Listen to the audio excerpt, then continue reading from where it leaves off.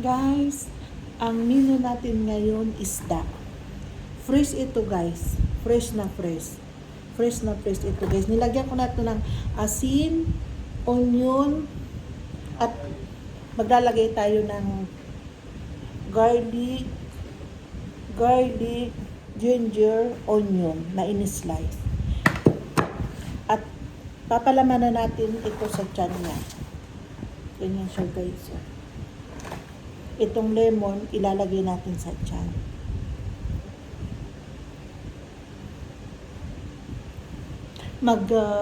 Must ako pala.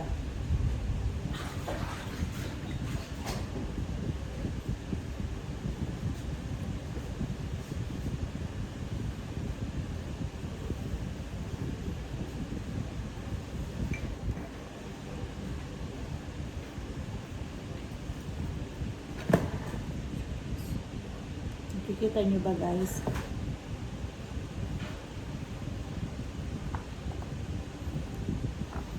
At ilalagay natin ito na firstly. Kusbara.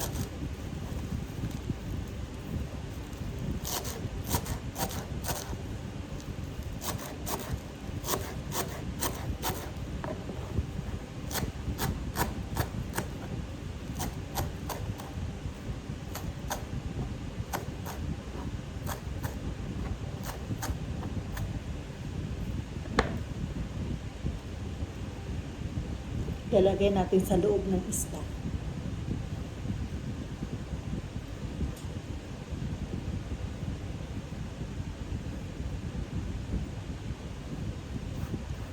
At ito guys, ihalo na natin dito.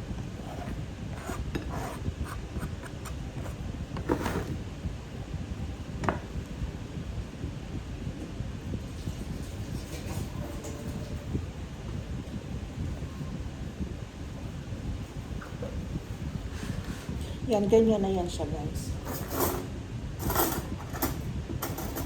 At ngayon guys, ito, maglalagay tayo ng, ito guys, garlic, ginger, onion, and parsley.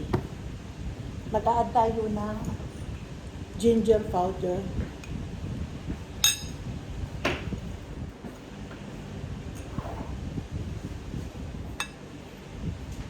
And kamun guys.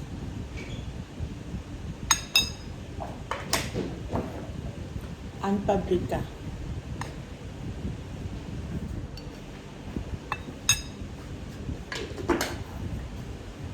Black pepper guys. Tansya-tansya lang to guys. And of course guys, salt. Ito na siya guys. And mag-add ako ng fish spices.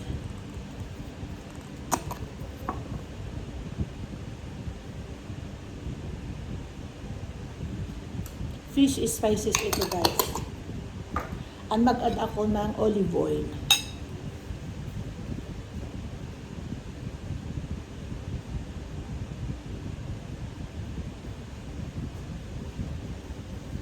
Guys, olive oil guys.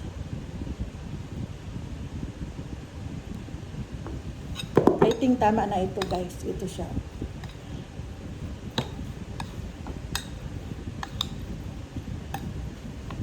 Dagdagan pa natin ng olive oil. Olive oil ito guys. Ubusin na natin.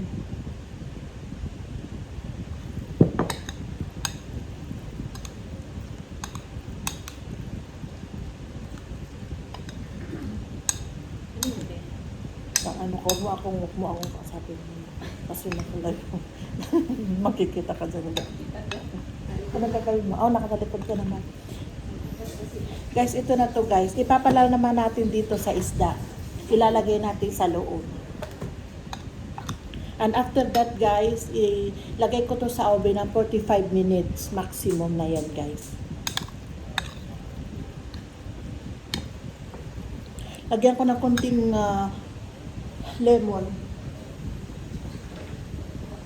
Ito guys, lemon ito guys na nilagay ko sa freezer. Nasa freezer to guys, nilagay ko lang. Lemon to guys.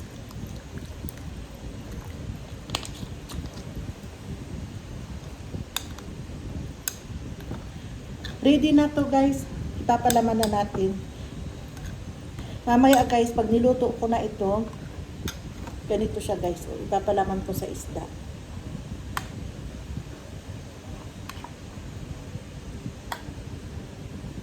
Ganyan siya.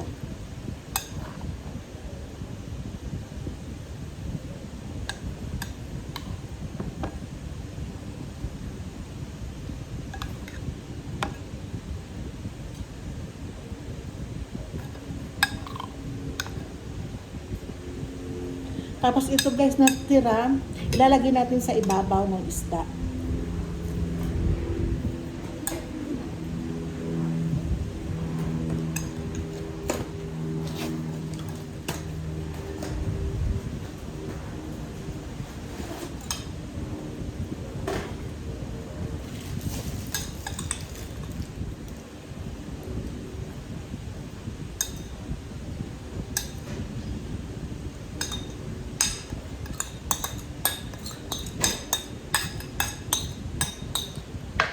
Ayan na siya, ready na siya guys.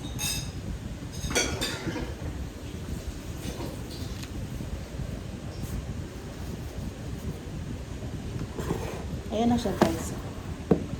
Ready na siya guys. Nakikita nyo guys. Ready na siya.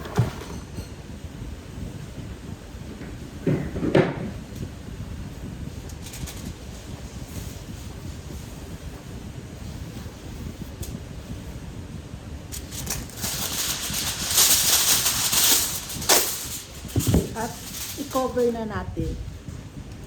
Mama, i-ubing ko to guys. Ibabad-babad na muna natin sa dito, sa lemon, sa mga spices.